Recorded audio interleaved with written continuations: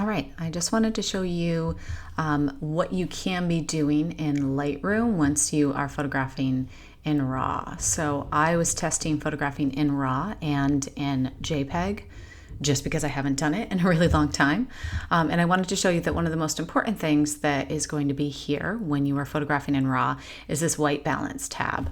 It's not the same when you are in JPEG. So in JPEG, I'm just not going to get the same option. I do get as shot, but I only get auto and custom. Okay, so you're going to see color and white balance, and you're going to see a very similar thing when you are on your RAW file. But instead of as shot, it will show you that if you do auto, this isn't actually auto white balance. This is just it trying to automatically change your white balance for you. Here's daylight, which is 5500 Kelvin. So notice that you're going to see the temperature here. Tint is something that you can control entirely on your own, but right here is your Kelvin temperature.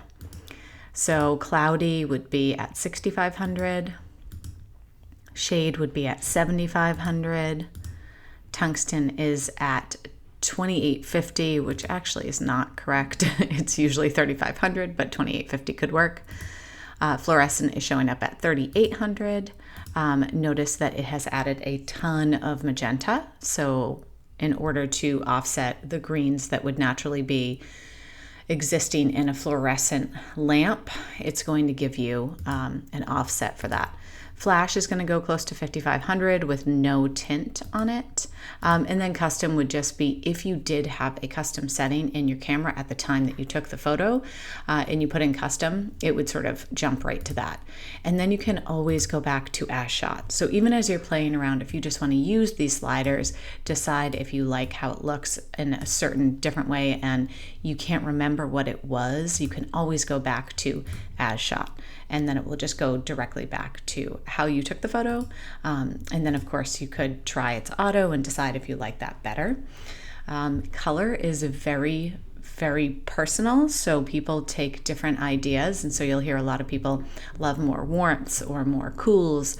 This really is up to you, and there isn't a right answer. You just want to make sure that things maybe don't look, I don't know, crazy cool colored, but this could be a piece of art that you were trying to make this way.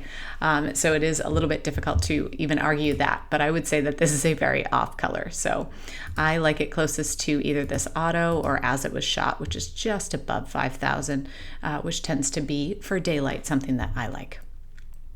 All right, I hope that was helpful.